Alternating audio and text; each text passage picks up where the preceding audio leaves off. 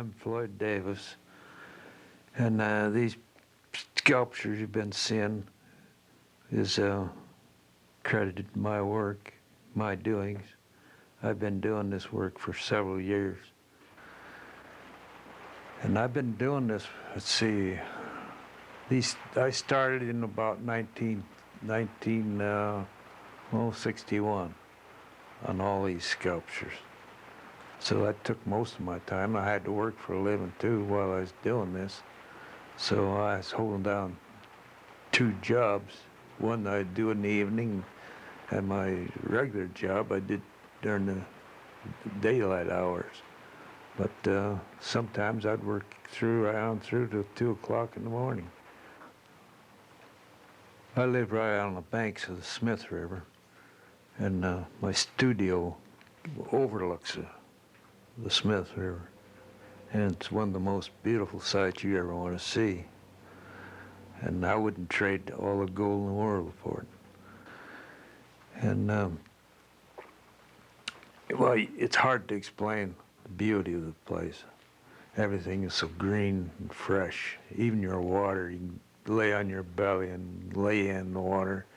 You can drink as much of it as you can. It won't even hurt you. This piece here I call a runner. I started them back in about 18 years ago. And then I decided to move to Gasky and finish them up here. I just finished them about 2 years ago. But I had others that needed refinishing, so I worked a couple of them in with them. That's the way I do when I work on this stuff. I start out with 3 sculptures at a time. I get tired of working on one, or get stuck on something. I always switch over and start working on another one. That's the way I go back and forth.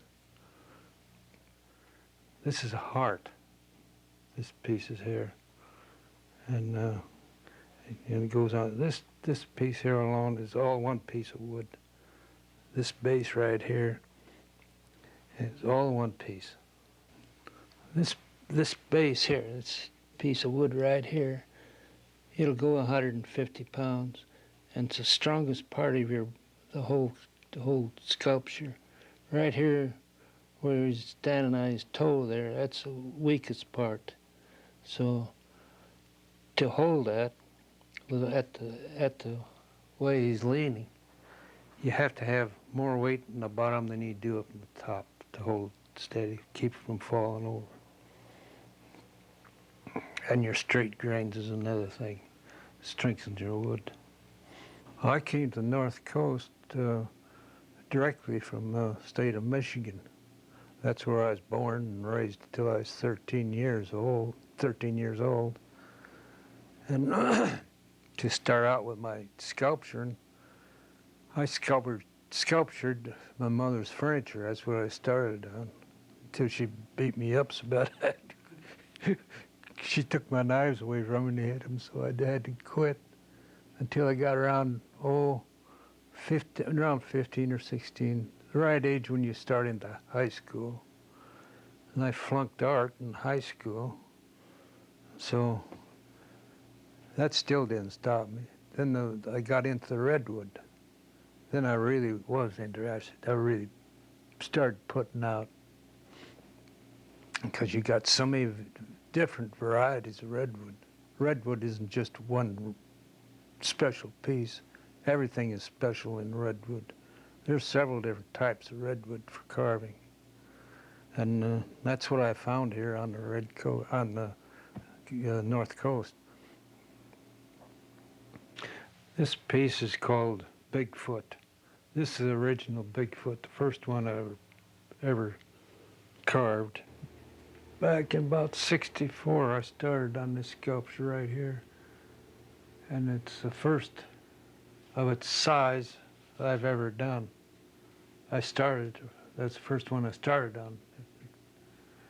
And I'd go through this about 3 or 4 times, go through it. So it kind of slendered down because I had to take extra wood off. I took the wood off to make one spot look good. When I done that, it threw the whole thing off. Put it in a twist and the legs weren't right or something. Then I had to go through and refinish the whole thing. Or even after a parade, I had to go through them again, take the dents out, scratches. If you notice how the grain comes up and swirls around the navel there, it looks like nature did her job real well. And you'll find, I find anyway, in other arts or pieces of sculpture I've done, I've run in the same deals. And it just brings it out perfect sometimes. If you notice the lines through here, that represents a hair on his loincloth. And the strap that fits in underneath his loincloth and goes on around him. And the difference of the wood too. You got a finer grain here than you have up here. That's because this part of the wood stands out more than this. This is hollowed out in here. When you hollow out, the closer to the heart you get, the coarser your grains are. The biceps here, this is what you call the bastard grain in the wood. That's where it's on the flat surface. And this is your grain part of your wood. If you notice how straight it is, this grain here. Up here, you need the strength in the shoulder to hold this, keep it from getting damaged or broken off. The strength of your wood lies right in here. And if you notice how the grains join right in there, it's one solid piece. That's things sometimes figures out for itself, and other times you have to help along a little.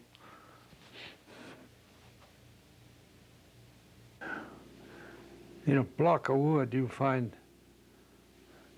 almost find the image you want, what you want. That's how you get most of your ideas is what you see in a piece of wood. Well, the fun part is shaping it out, getting the real bone structure and your muscle structure started. And you usually go by your grains of your wood. The more beautiful your grain is, the more muscle tone you're going to get in, and bone structure too. And you got to build in strength too, expressions and other things too. Well, a redwood panel consists of 5 separate panels. Each panel is 7.5 foot high and 16 inches wide and 8 inches through. Now each panel, I tried to pattern out different trees, different to way they leaned, and you couldn't make them all the same. And when I got the wood, they were old bridge timbers, and the old bridge was torn down. And the wood was, I don't know how old it was, but it's been cut now. The bridge, I'd say, was about 60 years old anyway. So the timbers I bought off from the contractor, dragged them out there 16 feet long, and I had to buck them up to 7.5 feet for trees. And, well, anyway, I loved redwoods. I had to leave some kind of a resemblance. My love, one of my loves, great love, wood. I love wood, good wood. I love all kinds of wood. Redwood is my favorite. And each tree has its own different identification and shape. And they're personal. To me, they're personal.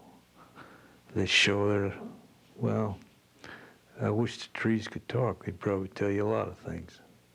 And that's the reason I thought I'd leaving some memory of what I thought of trees is when I made this plaque here. It's not a plaque, but it's a room divider. And I notice the things. I love the trees and I love the air. Even your air smells like woody. Got that woody smell, that pure smell. And it's kind of a perfume. Redwood is different. They have a perfume smell to them. And they're so majestic.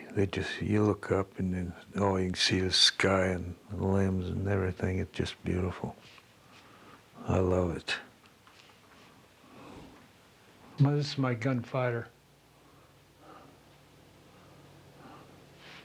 You can tell better after you get in here closer with the camera. You can see the detail work on it. But this gunfighter I got here, which is finished, the wood I got that wood down to the mouth of the Smith River on the old Bailey Ranch. And of course, I was hard up at the time, and I just whipped it out with a chainsaw, squared it up, and threw it in the back of my pickup. Took it home. This piece of wood here is cedar, white cedar, or Port Orford cedar. And when I got this wood, I squared it out. It's about 25 inches square, and there wasn't a knot in it. After I got to working on it, getting the excess wood off, all the knots started to show up, all heart knots. So, exposed to the sun a certain length of time, your knots start cracking and falling out. So I chipped out what I could and puttied them up and used a lot of plastic wood and stuff. And this is what you got. That's how I had to paint it. That's more or less average color, blue jeans. And your blue jeans bring out the sear detail, your gun belt. The gun. The gun is really detailed. And the leather work I did all on. This is all done with stains and paints. I got the empty loops in the back where cartridges that were pulled out, been used. I like to do belt work and stuff anyway. Kind of fills in a lot.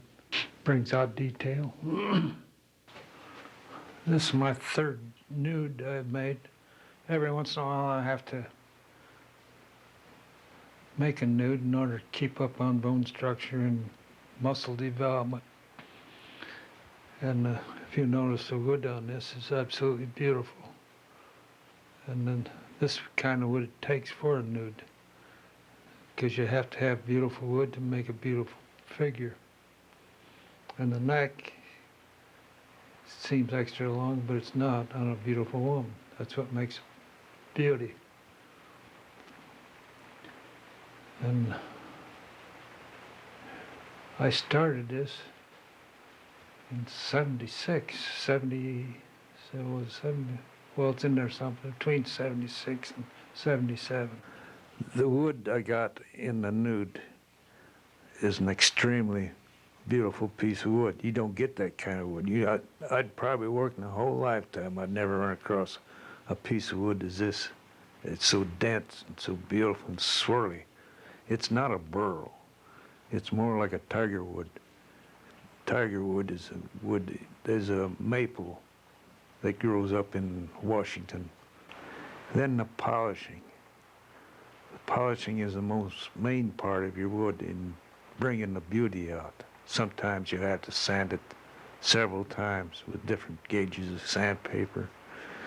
Sometimes you get up around the 250 grain of your sandpapers. That's pretty fine. And you have to work each deal out. You've got so many different grades of sanding you have to do. Then you have to you get right down to the last part of your sanding and your polishing.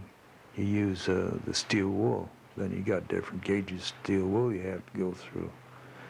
And sometimes it gets monotonous because you'd like to get on other things besides polishing and sanding. So just close your eyes and grit your teeth and fly at it. That's all you can do. So each subject has its drawbacks, and each drawback is a pain in the neck.